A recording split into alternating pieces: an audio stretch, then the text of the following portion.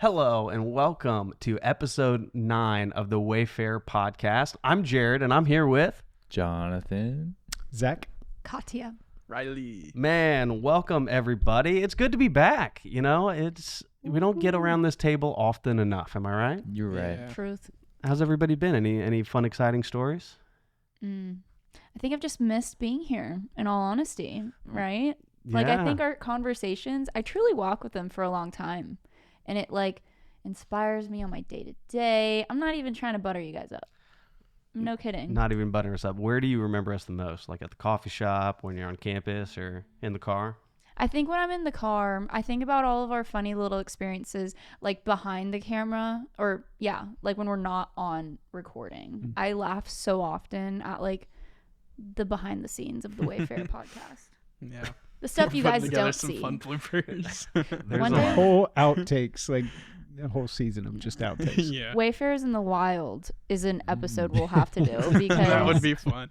I'm Summer telling you, episode. Do some donuts. These boys, they make a good chuckle.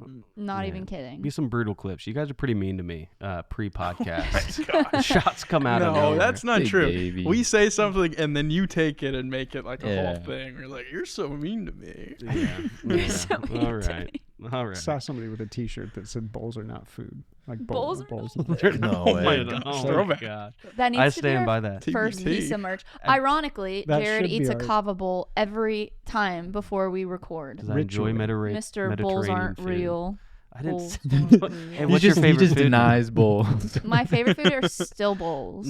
You changed it like a No, I week after. didn't. I think she's you did sticking say with it. something about She said changing shrimp it. tacos. Did I? Yeah, you did. You had like shrimp Oh. tacos. You're Shrimp like, taco. You're I changed my right. mind. New This is the favorite food. best. But that was like not.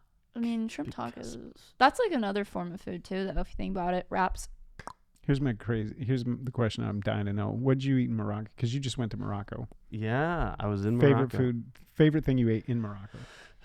I mean, there was a lot of, unique food to get to try. Like they have a lot of couscous. They have this thing called a pastilla, where it's like a piece of chicken wrapped in like this, I'd say like funnel cake type material, which is like an interesting savory sweet. Like fried chicken.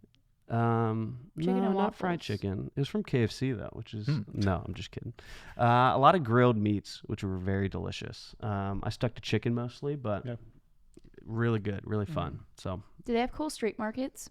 I've heard about them. yeah, they have raw chickens just going. You mean Just live sitting there. chickens? no Raw chickens? raw chickens, plucked and everything, just ready to go. Oh, Like rotisserie chicken's not cooked. they're Think just about hanging that. out there in the. They're just hanging from like the tents. Just right there. It said no photos, which was pretty disappointing. I wanted to get a they're photo. I wrong. guess the flash messes with the meat or something. Mm. That's interesting. Wow.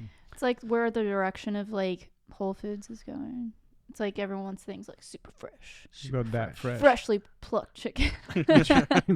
Next time you walk into Fresh Kitchen, Not that fresh, guys. Morocco is fresher. Man, guys, so when we left the last episode, Zach left us with a word. yeah, Adoration. adoration. Which, led me thought we'd kick it off since we're going to be talking a lot about adoration. We just came from, the coming out of the cave, the confession of you are God, I'm not. And now it's like wrestling with that. We kind of get to this stage of, what's next? What does, the adoration look like in this? So I was curious, what have you guys been, kind of adoring as of late in your lives? What does that look like in your life before we really dive in? Well, obviously the Wayfarer podcast. Yeah. That's just like Top of the best. list. Of course. It's like when you're in like Sunday school or like somebody asks a question and you say like, well, Jesus, of course. And it's like just the most like church answer. That's always the answer. It was good, Ryan. Wayfarer podcast. I think Jesus is the answer you're like. Yeah, so Jesus has been what I'm adoring, guys. It's just like, no, yeah. I would say produce. I've had a terrible habit ever since I got a full-time job where I just eat out all the time. And just like I would cook every once in a while, but eating out every day for all my meals. And then I finally, after I was just like bleeding money out to kava, I was like, hey, I need to stop. So I started cooking all my own food and just like fresh avocados and pears and mangoes and like just like roasting some vegetables. It's so good. I can eat so much more of it too. Good stuff. I'm Dang. surprised you would eat out just because of how well you cook. Like every time you're like, oh, I'll bring steaks or whatever. Like I swear, he brings like a flame. The flame? Roofing torch. Yeah, and we'll cook the steaks like in different ways. Like the Steaks fact with that Jonathan are you eat the out best. often surprises me. That's the problem is I overdo it, so then it takes too long. But I've been making the time. It sounds like it'd be almost a form of self-care for you. It like is, cooking. yeah. It's like therapeutic. Now that I've been doing it consistently, Yeah, so that makes I sense. feel better. Wow. I'm so proud for you. Thanks. What about you, Katya? What have you been adoring lately? I wish my answer changed, but I've always adored coffee. It helps me get through my day in the sense of like, I feel like coffee is just romantic. Like I really do adore it. Like the amount of people I meet just by going to a coffee shop or on campus, it's just this like mood booster before class to walk in with my iced honey lavender latte and get to sit there and lecture and like actually be focused in what the professor's saying, like nodding my head while sipping on my latte. Like it's a buddy and a companion that I adore because it's always there for me to give me energy and make me feel sweet inside. Should start a coffee shop. I know, right? That'd be great. Want to hear a fun fact? Coffee doesn't actually give you energy. It just blocks the receptors to tell you that you're tired. That's really sad and And Not I'm to blocking ruin- that out. Well, no, then you just get that tiredness later, and that's when it's fun. truth. I've never really had insomnia from coffee either, so it's kind of nice. It is nice. Zach, adoration or adoring things. What have you been adoring as of late? Other than book recommendations. Yeah, I adore books. There you go. Well, Cammie and I have 4 kids, and we're in a really cool season with the kids, and so we got to go on a trip. They took me for my birthday / spring break, and we got to get away just as a family. And I was looking back over those pictures, and I was like, I adore my family, Cammie, the kids. That's like the summit for me. Man, what a wholesome That's answer. a great. I was gonna say it's we're all tough. wrong. No, you don't. You're I haven't answered yet. A, you're not married. B, do you adore your kids, Jared? Wherever you are, kids. Adore, Oh gosh. adore you. Back in Morocco. I'm just kidding. Oh my god. Oh my Payback for the bowls, man. Oh my Lantha. It's not true. I have no kids. sad. I know that for a fact. Anyway, What have you- I thought somebody would. What have you been adoring, Jared? What have I been adoring? Fantastic. Honestly, I just went on a crazy trip to Morocco and I got to go to England, and the architecture in like Manchester and London was phenomenal. So like getting to go around and like look at those really old buildings was like a lot of fun. And even took a train from Manchester to London, and like the countryside was like beautiful. Fantastic. So very Best fun times. trains. I heard they have like these beautiful buildings, and then there's like just a Subway inside. Is that true? Like the sandwich. Yeah, Yeah, like the sandwich shop. Yeah, no, that was like it made me mad. I was Confirmed. sitting there. I've talked about this so much, but beautiful building, and then it's like a Subway sandwich at the bottom, and you're like, what? It feels illegal. It is weird. I feel like that happens even in America. Like we went to Chicago and there was just like a Chick-fil-A at the bottom with this like gorgeous architectural structure. I'm like, I guess I love Chick-fil-A, so it's okay. Chick-fil-A is but beautiful. Yeah. Feels like It's the a Lord's beautiful doing it. God's. Beautiful inside out. respect the Lord's Yeah. day. Yeah. That's what I'm saying. Don't get me started. All of life should be like that, right? Like build beautiful things, and then you go to Subway, and you're like, it's beautiful. It should be beautiful. Should be. Yeah. But it was still the same Subway inside. Mm. It was like, Like the Same metal green and rails. yellow. Yeah. green and yellow. Like, you look in, you're just like, I always wonder, like, you see how some like fast food restaurants are like completely different in other countries, and it's like, I wonder what Subway's like in Morocco, You're like, and let's- it's the exact same as I America. know. it was not in Morocco. No, let you me tell you. They had raw chickens out for you. You Oh, see like the man. celebrity cutouts in the corner with their footlongs. They're like, is that how it was? Moroccans. I did not walk in. Oh, never mind. Man, so adoring.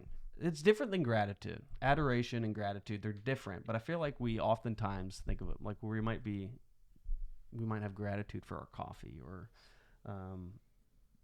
produce. There it is. The thing you said and Jesus. But like we would say there's probably a stark difference between those two. Like it's and what do we think that is? That kind of difference between gratitude and adoration? I guess when I think of gratitude, I think of more of a posture of like thankfulness. Like when I think of gratitude, I'm thinking of like somebody being thankful for something almost, and that's kind of what like my mind's always stuck on, and maybe that's even wrong, but like for some reason gratitude, like anytime I think of gratitude, I'm like thankfulness, like somebody is being thankful for something going on. Meanwhile, like adoration, I feel like it's like there's something higher to it and something more like orienting like in a direction compared to just like gratitude. It's like it's just like a openness to thinking something. I don't know, that's kind of what my mind goes to when I start thinking of adoration and gratitude and the difference. I'd agree. I'd say they're like cousins. Like one's the older cousin, the other's the younger one. You know what I mean? Yeah. Guys, it makes sense in my head. It's like it's like what Riley was saying, like adoration is more like deep, and like I can even think of when I'm telling people like I'm so grateful for you. Like thank you so much for bringing me this, or thank you so much for doing this for me.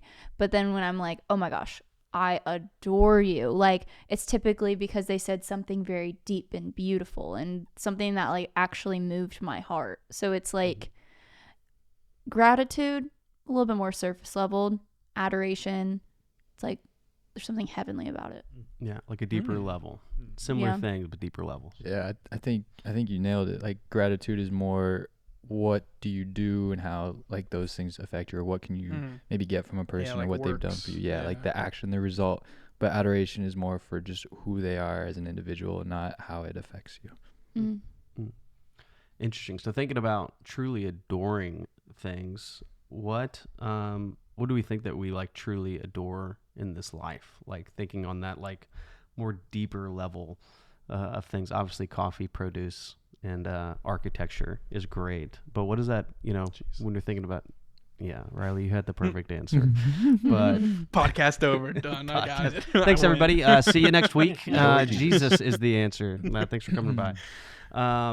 What does that look like in art? Like truly look to adore things on earth. Thanks for coming by. Do we have any call-in? Here's why it's fun to let it linger, because I think it's a tough question, and I think we might have talked about malaise or the sloth, all of that stuff. We've gone around about that, but I think it's a pretty good question in our moment, because I think we have gratitude for a lot of stuff, and I think that we do say, "Oh, I adore you," but when you really settle in and you go, "Do I?" Like, is that fair? Is it fair? And then you start asking these questions and you go, when's the last time I felt that?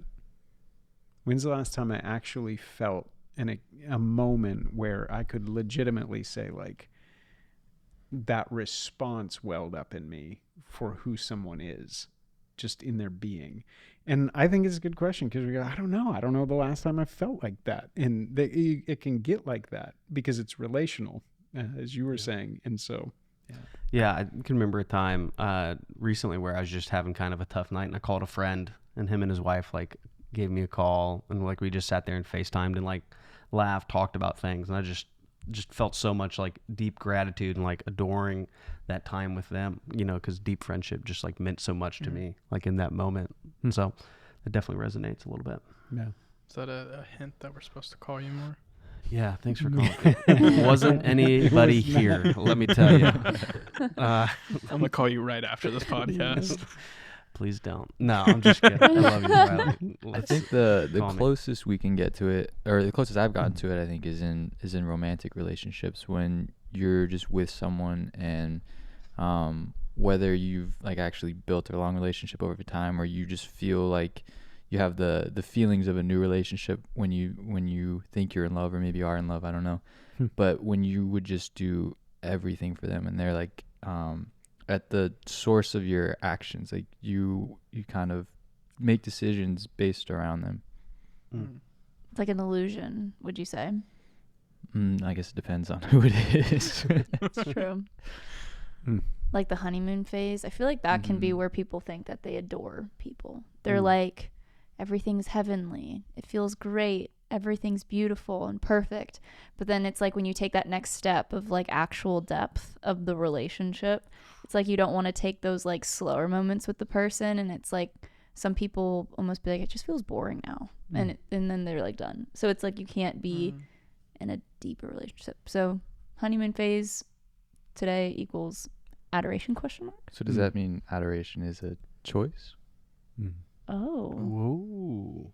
good question. I think it's definitely a feeling. I mean, for me, I think the last time I felt like this strong adoration, I was at my dad's, he was doing like a speaking thing, and he said something that was so beautiful. And I remember the entire presentation, I was sitting there like really straight because I was in a room full of a lot of young adults, and I was like, I have to like look good and whatever.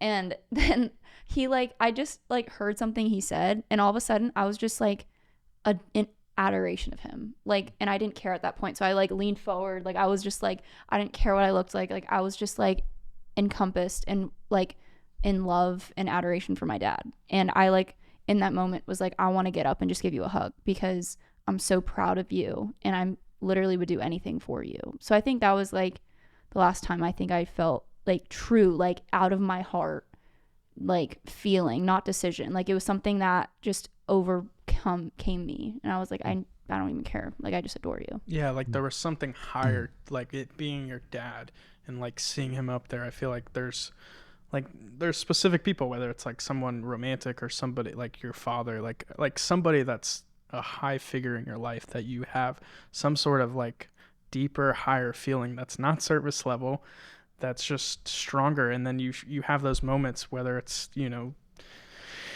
through the honeymoon phase and you make it out of that phase and you're still like just having a great relationship, and you know you get past that first month and you still love hanging out with them, or like you're in your young adult phase and you still go to these speaking things and see your dad up there, and you just like, there's something about like these experiences that just feel like above the surface. Like there's something about like the way I feel about that person that almost like puts my posture like upward and like kind of unsettles so much. Like it's not very common, I feel like, that kind of feeling.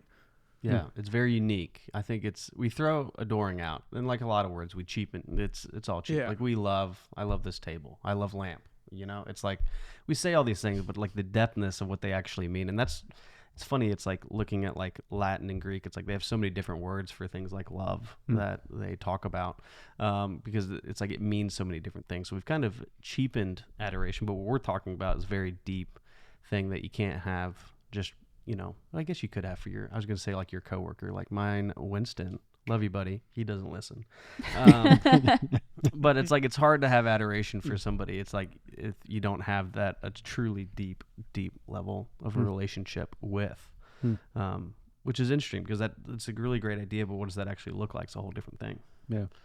I think it's good to talk about too, because we're made for it. I think that's part of this whole journey out of the cave. In the cave, it's entertainment, distraction, mediated through into abstraction. And that's not what we're made for. We're relational beings, and we're made to feel. And it's not just rational. It's rational and non-rational. And we know that, right? I love someone because of their character, who they are. I know them, but I also know them. And there's an emotion to that. And all of that is wrapped into it. And as creatures, that's what we were talking. You come up out of the cave and you go, okay, I was made by and for. That's the confession, is that I'm not an accident, and God is there, and God intended to make me, and he didn't have to. This God who is love it wasn't instrumental, and so it was out of love that I was made. And if that's the story, and I was made to be in relationship back, then it's a relational context. And I'm so proud of you. Just having the conversation is good, because I don't think in our culture, I think we're impoverished. I don't think we feel that.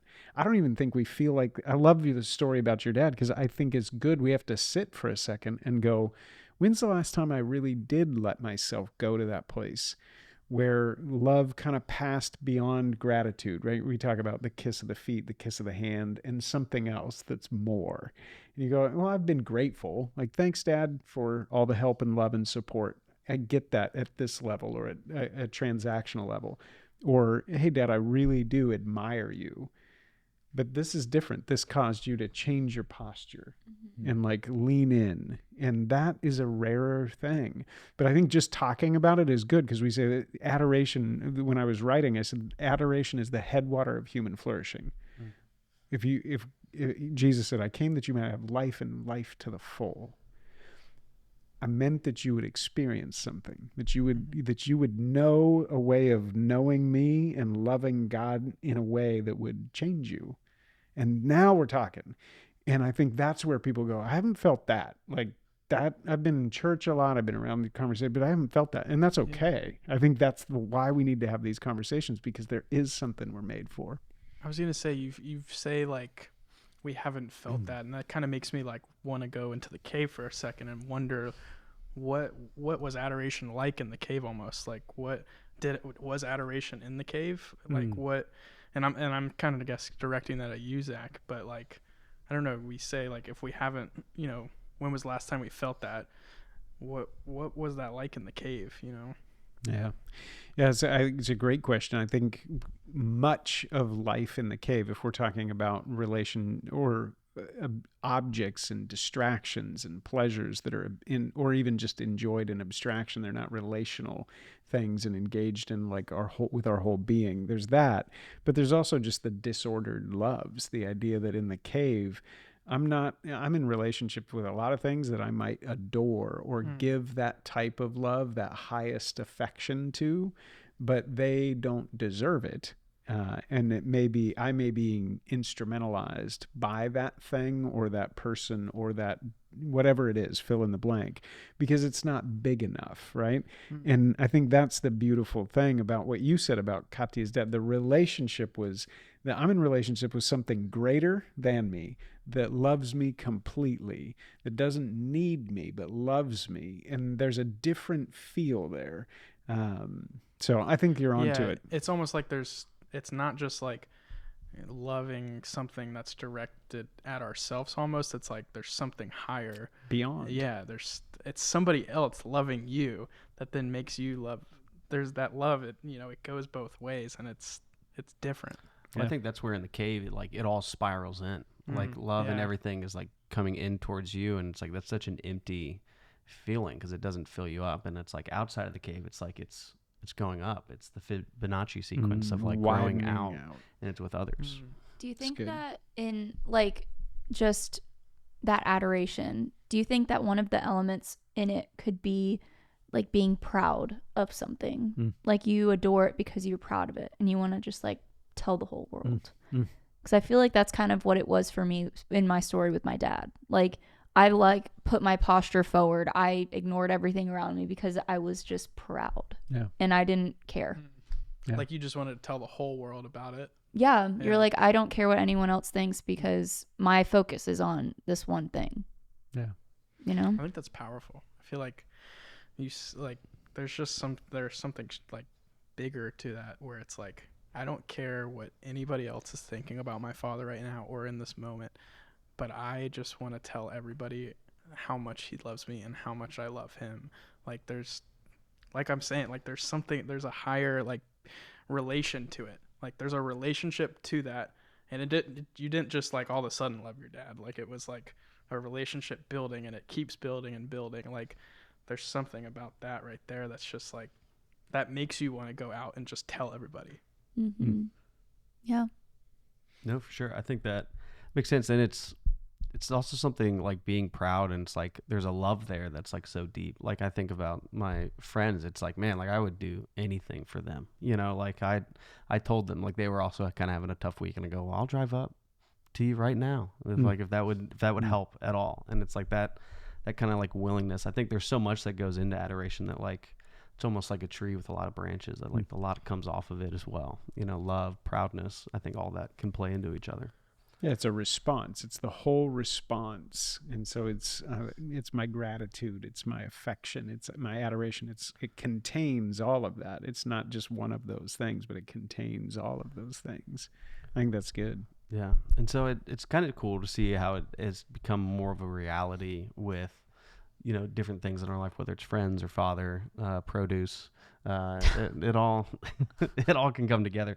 But thinking about it with God, I mean, what does adoration look like to adore God on the day to day? Because I feel like it's very easy to have the abstract, and everybody, any Christian, any Bible Belt loving Christian would say, yeah, I love God and I adore God, but Jesus. you know, what we just talked about, even with produce, it's like it feels different than what, you know, we might hear someone say, like, I love God. And it's like, what does that even mean? So what do you guys think about that kind of thought? The first thing that came into my brain was amazement, because I feel like a lot of times people can confuse like adoration and amazement. Like people will ride their faith on amazement and never like true, like they, and then if there's no amazement, there's no faith. Like, does that make sense?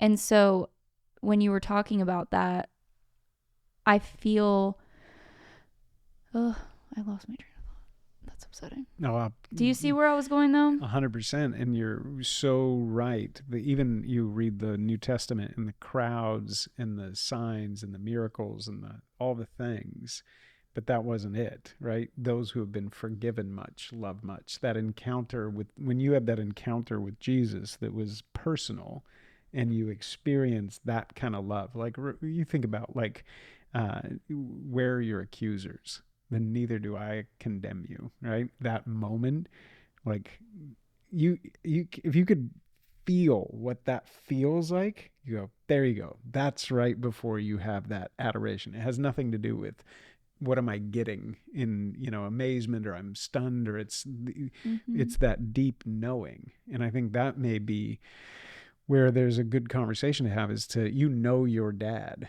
That's what allowed you to feel what you felt, is it wasn't just like from a distance, like, oh, that looks like a talented guy who gave a good speech, right? That provokes a certain response from a distance. Like, yeah, I can applaud for that. I can clap for that or cheer for that. But it's different when you know the person and you watch and you go, oh, wow, I know what that took. I know who they are. That's different. Yeah. It's almost like the difference with only relying on your Bible study to love God, or only relying on your music to love God, or just any other tool that is used to focus on God. Like you're relying on that instead of relying on God. Like the relationship and the adoration is only coming from the substances, but you're not actually looking at the source. And I feel like that was where I was going with amazement. It's so good. So I'm glad it circled back. Yeah, that's so good. Yeah, I think a lot of Christians lean on a lot of different things for the gas of their faith to try to, you know, make their faith work, like kind of what you guys are saying. And if you're not getting it from the source, if you're getting it from amazement or, you know, community, which, you know, in different seasons can come and go, or, you know, whatever it is, it's like, or feelings. Like I feel like I'm a big amazement or feelings. It's like, how do I feel towards God? Like if I'm not feeling like God is good, then it's like the rest of my faith can kind of fall off. And it's like, no, that's not what it can't be built on that. It can't be built on anything, you know, other than the source of God and that adoration for him. Yeah. I'm curious, like, how do you go, like, I feel like, I think last episode we talked about like that creature and creator, like with that posture of adoration towards God, like how do you get into that? Like, do you have to going back to like last episode, do you have to go like into that mindset of like you are God and I am not, and you are that high, like you are a higher being than me, and that's where that relationship comes from? Yeah, I mean, I think it's, you know, that process from like saying you are God and I am not, and like the response of adoration is like the process of that getting from your head to your heart almost in a way. And because it's like that, like adoration is like something you do and something, but also something you feel very deeply. And I think it's like when I think about like my friends, like I like feel them in my chest when I like talk about them. And it's like, I think that process, and it's like, but I can say I love them, and that's like a head thing, but to like, man, like I adore them like in a very deep way. It's like, that is a very different thing. Jonathan, you go ahead. I'll come back to what Jared just said. Yeah, I was going to add to that. I think it's like adoration. I think it takes work, and the work is not to make it true, but to recognize the truth that's there, and the consistent and daily calibration towards that. Like we started with vision up, and then that leads to adoration, but it started there where you're recognizing, okay, there is a God. Okay, he made apples, and he made oranges, he made all these things that he didn't have to make, and yet he's given to them as gifts, and we're people, and we get to enjoy them And it's like that constant remembering of who you are and what you have. Yeah, and I think with friendships especially, it's like that guy that I like, him and his wife, who I adore dearly. There's been times that guy's gotten on every one of my nerves, you know, but there's a deeper level of like, well, I still love him, you know, despite like how I might feel about him on any given day. Like I still adore him. And I think feelings can oftentimes pull people off adoration, like you're saying. So good. Just even thinking about your picture of fruit or all the good things, right? The good things that God gives us that are gifts and they come to us. And that's, to your point, like a wonder, amazement, excitement. Like we can be like, wow. And it can feel a bit like adoration to be blessed with all of this. But if it doesn't move beyond that and become relational, then we're still missing it because something else, it's the love of, that great story of, you know, I come downstairs and there's breakfast at the table. And that's good. Like, who doesn't want to come downstairs? You got hot coffee and you've got breakfast and it's great. Produce. Yeah, the fresh berries, fresh produce, all this stuff. There's a wonderful story told about this, and you smell it, and you're like, wow, that's great, you know. And then there's a note that says, "I made this for you. Enjoy your day. I love you." And now you're in a different dimension, right? The good is good, and that can take you so far. But when someone made that, and they didn't just make it by accident, but they made it for you, and they presented it to you and said, this is for you. Now we're in a different dimension. And this is what I would say is what we were trying to get at is saying, when you spend time and you go, okay, I go into the wild, be small. You are God, I am not. If we spend enough time there, you go, this is getting to be remarkable. That sense of wonder and awe comes back as you go, no way. But you have to go further. To get to adoration, you have to go further because it's not just a good that's universal. It becomes personal. And it's when you're pierced personally, that's when, you know, your friend calls you. It's not just the idea of friends. That the idea of friends doesn't make me adore a friend. It's a friend with a name that I know, that knows me. And that's where the incarnational nature of Christianity becomes really beautiful, because that's why we say the vision is Jesus. The Word became flesh and dwelt among them, and they were like, we've seen him. And then it went even further. He said, I love you to the end. You're going to see and know my love. You're going to know it. And this is why it's going to pierce you, right? To Jesus's mother. Like, I love you that much that I would lay down my life, and you're going to feel that. And that's why I say it becomes personal. And it's when it's personal like that, I think that's what tips it over the edge. It's knowable, it's personal, it's relational, and it's only in that context. Otherwise it is wonder, amazement, admiration, affection, like, yay. It only goes around the corner and becomes that other thing when love pierces you, literally, and you go, I've been loved. Or even, we've been talking about all the good of adoration. And I mean, the same thing with the crowds and Jesus, like they were watching the miracles. They were seeing all the good he was doing, and they were like, wow, this guy's cool. But then all of a sudden he's like, here's my body, take my body. And they're all like, whoa. And then they all left. Too far. And then it's like, I feel like even in today, like they were in adoration and amazement. And then they dipped. Yes. And I feel like even when we are in phases of adoration, or not phases, but when now we're out of the cave, we're walking our steps, we're in the stage of adoration. I feel like when something not great, so say you're dating someone and all of a sudden, like instead of walking down to the nice fruit basket and coffee and a note saying, I love you, you walk down to a text that says, I cheated on you. I don't think this is working out. Like, and then you just kind of look at that and you're like, well, God, why would you put this in my life right now? Like, this is something that completely threw me off. Like, I know this wasn't you, but I just don't adore life right now because, like, it's not something that I'm amazed by, and it's not something that makes you want to just sit down and just praise the Lord. And I feel like those are the moments that adoration is so important, because adoration, like in those moments where you feel like you have nowhere to turn, that's when you're supposed to turn to him. Like, and that's because he loves you. You may be going through that and like feel like, oh my gosh, like that person cheated on me, and and on top of that, they don't even want to see me anymore. Like, they didn't even show up, and like, oh my gosh, what do I do? And it's like, that's the moment when you turn to him, because he's gonna love you and he's gonna be there for you. Yeah. That's why, that's the whole point of this adoration. Like, I It's want to so, get up out of my chair right now.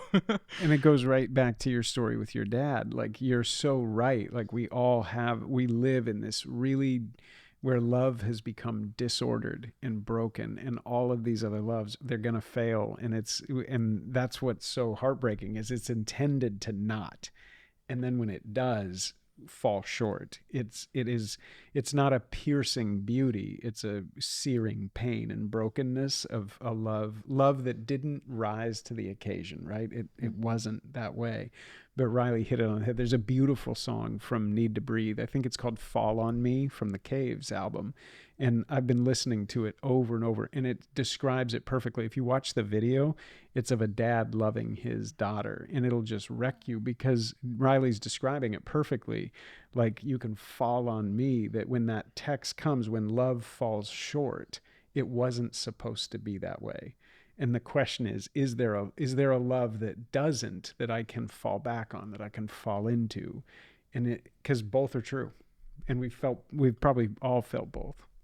Oh yeah. It's good. Yeah, and those are the places where like you turn to him and you draw deeper into him. Like, that's when you're gonna start getting into like a flourishing moment. Like, you may be going through that hardship, but in that moment when you turn to him and you draw closer to him and you're living life with him more, and your vision's more focused on him now because of that, like, that's when you're gonna start seeing flourishing in your life, and you're gonna be like, well, that person wasn't the right person for me because they did that. And this actually helped me because it helped me turn to God and turn my vision to him and realize how much more he loves me, and that he's the only one that's actually going to satisfy me. Yeah. I was going to say, as a Tell big a story. feelings guy, I would say that is like the correct emotions to have about it. But I've been in times where it's like, it feels anything but that easy, and it's like, I'll say that thing and I'll be like, all right, God, like, I don't know what you're doing here. This feels devastating. I don't know what's going on. I hope that you're good.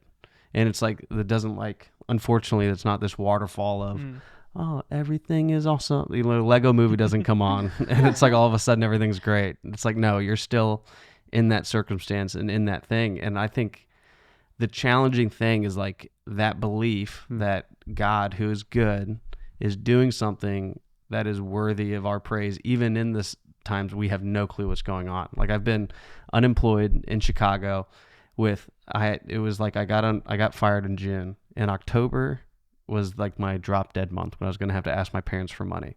And October 1st, I still didn't have a job. And he provided a job on October 15th is when I got the job, just in time to get one paycheck before the drop dead date. And it was just like, but that 4 months was brutal of times. It was like, and he came through. And there's probably other times people have gone through where something didn't come through. And like, that's devastating. And I think like that's worth acknowledging, because it's like adoration. It's like, I mean, that's something that, you've said in your book, is that it's relational, not circumstantial. And I think that's so important, is that it's not always going to work out on earth, and you're not always going to feel great, but that doesn't change the truth. And you have to lean into that, and you have to like know that like, man, life is hard, and like these things are going to come. And it's like, that's why it's so important to adore and lean in when you don't feel like it, when it doesn't come. And the peace will come eventually, but it might not come when you first pray that and like say that. Something. Oh no. No, go. Well, what's that kind of love that you always talk about that doesn't go with time, and you're just in the moment, and It's just the way of thinking about time, kairos versus chronos time. I think about that so often, because being, young adults, there's like a invisible timeline. I feel like that's lingering always, whether it's jobs or marriage or dating or kids, and it's weird. There's like this weird pressure that you have on you. And I always think about kairos versus chronos. Yeah. Because when it comes to adoration and that truth that you always have to lean into, it's like I have to remind myself that we come from a God who doesn't look at like the time, or the heaven is something that we just can't even comprehend on this earth. And like, we're living for that kind of life, not, and if you're trying to fulfill, or if you have insecurities because of the certain timeline, like, it's very easy to do that. But I literally remind myself that all the time. Like, if I'm here living for that worldly thing, then I'm not in adoration for my God that I know has me in the palm of his hands and has me with a perfect plan for me that, I don't know. Yeah. Oh, it's so good. You all are so, I have so much respect for all of you, because you're just, the way you're thinking and wrestling through this is all the right moves. It's what we go through, and these realities are what we bump into. And that's where it becomes wonderful, when you realize, like, wow, God, time is created in the beginning. Time's a created thing. Outside of that is a God who holds the whole thing. And he has Katya before, I knew you in your mother's womb. I see you in your brokenness when you get that text, and it's just devastating. And I see you there. And I also am holding you in your fullness. And I see that I have all of that. You're passing through that, but I have all of that. And that's that, can I fall back into that? That's the reality. And that's what has to come, that makes it worth adoration. It's not a lesser thing, because you're going to feel it. And to your point, I would say part of what we don't want to do is manage those feelings and say, put a bright face on, like, all things will work out for the good, right? So I should not be feeling what I'm feeling. No. Like, on the bathroom floor, devastated brokenness. If that's where you're at, that's where you're at, but you're not alone. And that's the thing to push through, is not, don't clean that up real quick. Don't do that. Like, be ugly, cried, broken, all of that, but you're not alone. And recognize that there's a visible and an invisible world. And there's a love that does not fail, that is holding you in that moment, and has the other moment ahead, but is gracious enough to say, I'm in that moment too. And this is why the incarnation is so brilliant, because you go, Jesus wept. He literally wept at the death of his friend. He knows that, right? And I think Nightbird is this singer from American Idol who everybody got to know and love and adore for her music. And she went through cancer and passed away. And she would describe the pain and the moments that she was having in her battle with cancer. And you just go, that there was so much hurt there, that she, all the way through it, would describe this way of being held and had this peace. And you watched it.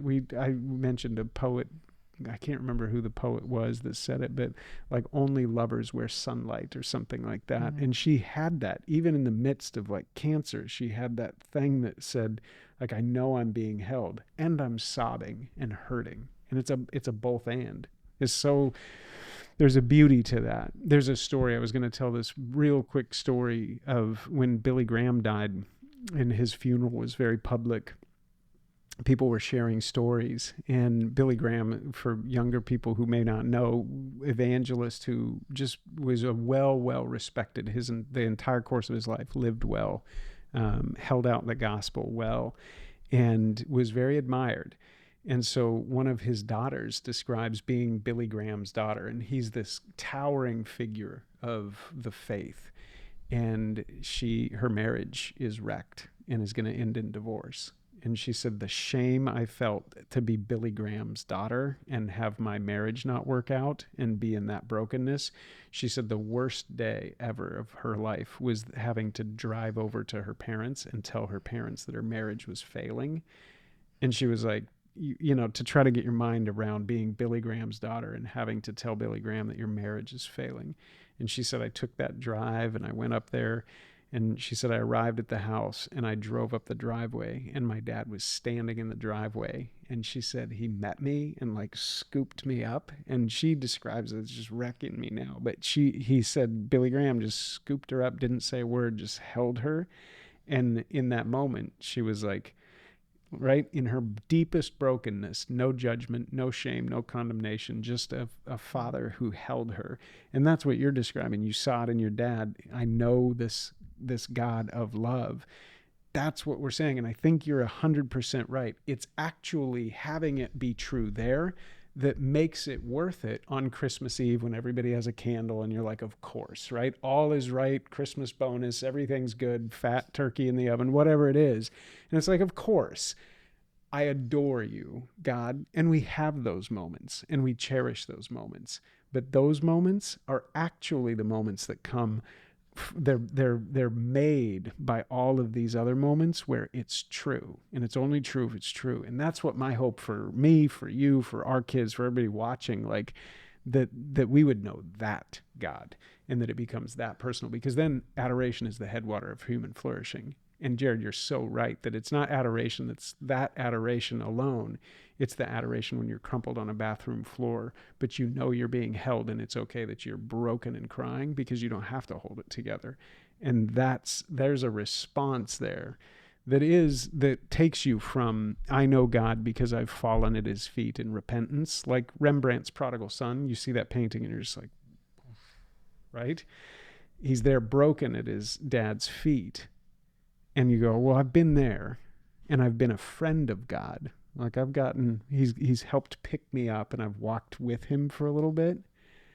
But that other is, no, that's where the word adoration comes from. The intimate kiss, not just broken at his feet, not just holding his hand, but like loved by him at the deepest level. It's beautiful. It's a love story.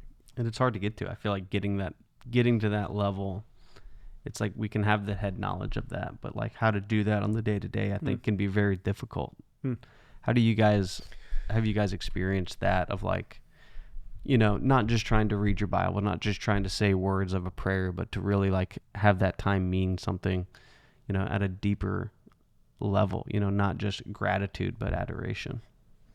I think it helps a lot to be aware of the process. Like we say, vision up, vision in, vision out.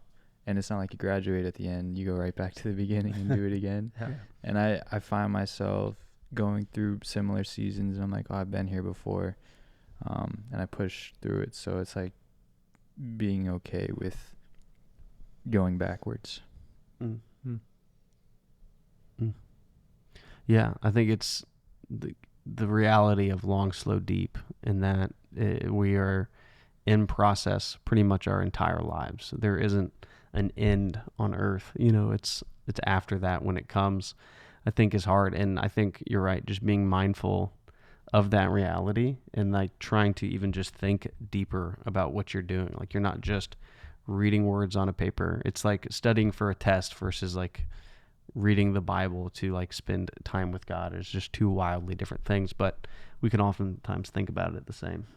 Yeah. Like, are you just like quickly memorizing the flashcards, or are you actually like doing the behind the scenes work and like really trying to understand and comprehend what the meaning behind all these stories are? And I guess that's where Bible study is beautiful. I was just saying, like, don't lean on Bible study, but like it's a tool, and it's going to help you understand and know why certain things happen. Like even just the story of Jesus like appearing back to the apostles after his resurrection, and he came back and appeared.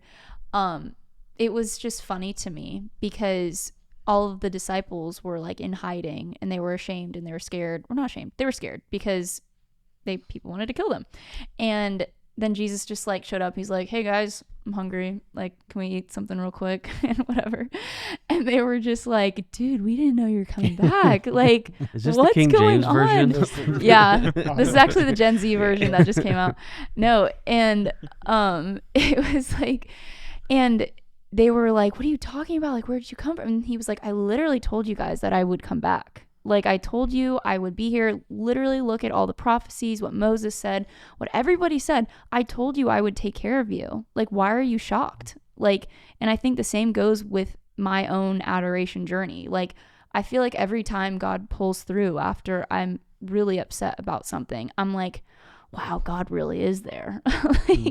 And it's the weirdest thing because, of course, he's there. Like, I know that now, but for some reason, when you go through these moments of Jesus being gone for 3 days, for the disciples, when you're going through moments of like really just feeling not great emotions, like you were saying, you're a feelings guy. I think I'm a feelings gal. Like, I literally am very emotional. And it's funny you said that because there's moments where I'm like, I think I'm too emotional. Like, this isn't okay. Like, I need to like chill it out. Like my sister is like, she can deal with whatever. She has no emotion behind there, but in the most loving way, I love you. But like, I wish I was like that. Sometimes I deal with things and I'm like, ugh, and I'll just cry. But I realized the other day, like you were saying, Zach, like there's a lot of beauty and growth in being able to take that and still be able to adore. Like take the emotion and literally sit down for like 2 hours, even if it takes, and just dissect and understand like God's hand really is in this. And then all of a sudden you see God's hand in the physical world in your life and you're like, what? I didn't know you were going to do that. And then Jesus is in the back of my head and he's like, dude, I told you I'd take care of you. Like, why are you surprised? Your Jesus says dude. Yeah. Jesus never called me dude. I guess we're not on that level yet. Jesus never but is. Yeah. Go ahead. I just think Paul Pastor, he's a poet in Oregon. He has a series of devotionals called The Listening Day. And he had one of my most beautiful things I ever read that Paul wrote is the 2 words, even here. Even here. And you said something really brilliant, like that I would know that God is with me, right? There's moments that I have that pain, and I forget, and I go, where are you, God? And then something will happen, something will shift, and I'll go, oh, you were there the whole time. And I think there's a journey to spend more days here than here. And it is 2 steps forward, 3 steps back, but over time we do mature in our relationship. It's relational, right? So it is a real relationship. And you go, you know what? I have more days, not without circumstance that's broken, but I have more days where I can say, even here, even here. And I think the other brilliant thing you said was with Bible study, that we've talked about not looking at it, but looking through it. And if my Bible study is to bring me into a relationship with a person, flourishing is relational. And so the word became flesh. And I was just talking to a friend about this, and it was so beautiful. He was reminding me, he said, listen, the word became flesh. And that's the beauty of the Christian faith, is that these promises, these things took on flesh. We know the person, we know God personally. And sometimes the flesh becomes wordy, and we know the words, but not the flesh. And you have to get back to that. It was the word that became flesh, dwelt among them. And so this is to bring you here, and it's relational. So just Bible time, like you said, good. But I'm reading like that breakfast that's sitting there because somebody wrote that. And I want to know the person through that. And that's something super important to keep in mind as you read your Bible, is that it should lead you to the relationship. Oh yeah. Like the amount of even like Bible studies I've been in the past where we're only, and there's a lot of importance in it, don't get me wrong, but like we only focus in on the words and we never relate it back into like our life. Like in the sense of like, this is why this is here for us. And it would always frustrate me. And it's kind of what you're saying, like you have to look through it, not at it. And I feel like that was always something that really got me. But it's good. C.S. Lewis. C.S. Lewis. Thanks, C.S. Lewis. And you have to be in your Bible. You have to know God in order to adore him properly. Not knowing him is not going to allow you to adore him. Lead measures, not lag measures. Ooh, tell me more. We might have talked about this before, but this is the concept of if you're trying to lose weight and you hop on the scale every day and you're looking at the results, it's frustrating because, maybe you ate an extra sandwich and maybe you gained a pound. We have a lot of eye contact during this conversation. You asked me about it, brother. Why did you look around so nervously? I was like, is he looking at anybody else? So anyways, Jared.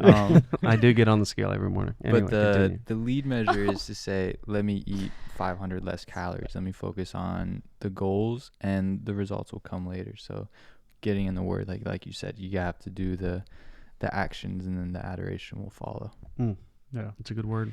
Can I just add to that? Like, just read your Bible, and as you read your Bible, read it from the posture of, I want to know you. Like, there's a desire, a longing to know you. Like, I want to know you. And so as I read this, how is this going to help show me something about the God that I want to know? Then it's like rich and living and active, and it comes alive, right? But such a good point. Like when you take that posture, then you just dive in and you do it. And I got that from a guy named Zach Elliott. yeah, We know him. we got that from somebody else. The lead measure, I can't remember who. I think my brother gave me a book that had lead measures and leg measures. It was so good. What was the name of the Mystery book? I don't book? remember the book. It's a Ooh. business Mystery book. mystery book Come back recommendation. next time. It's a Half business book. dong. There you go. That's right. Like a ding. Ding. It's a quick note. It's a quarter note. There you go. Oh man, but this is a good conversation. There's a lot Yeah. of good stuff we covered. I know we were running out of time, but I gotta give my plug for this. This is why, not just reading scripture, but remembering that it's relational, and that there's a gift in worship. There's a gift in participating together, and I'm an advocate for corporate worship. I'm an advocate for coming back with other people who are looking in that same direction. And like we said, if we're going to climb Everest together and we go on that journey, we're all aiming in that same direction. There's going to be days that I don't feel like it, that I don't want to, that something's gone wrong. But if I show up and you show up and you show up and we're all coming with what we're coming with, right? You're even here, my even here, you're even here. But we commit to each other and we say, hey, if nothing else, the first day of the week, we're going to meet the sun here, the sunrise, early on the first day of the week. We're going to show up here and we're going to remember, we're going to recalibrate, reorder our loves. That's all of these things that we're talking about. So that habit and practice of adoration being a personal and an ongoing thing, beautiful. And not a both or an either or, it's an and. And let's not lose the gift and the beauty of saying, let's do that together. And something changes too, because church can feel that way too. Church can feel like I'm going to church to look at it, not through it. Mm-hmm. And something super beautiful happens when you go, hey, you want to go with me and we're going to look through this. Mm. And now you and I are sitting there looking, when the pastor, the priest or whatever says, this is my body, this is the blood given and shed for you. Like you're singing, holy, holy, holy, whatever these moments are. And I'm here and I have my even here and you're even here and you're even here. There's something about that that's really rich. So let's not lose that, right? Individual, yes, and together. That's good. Beautiful. Yeah. Adoration, that kind of love, it changes you when you really adore God and have that kind of faith and knowing of him. It makes you different. And I think that's where we're going to leave off for today. And then the next time we'll kind of dive into what that actually looks like to have, that kind of love and this vision up that we've kind of walked through change you for the future. Does Love that it. sound good to everybody? Sounds I good. love it. Awesome. Sounds great. Well, thanks so much for tuning in, everybody. Please feel free to leave a like, comment, subscribe, do all the things. MySpace.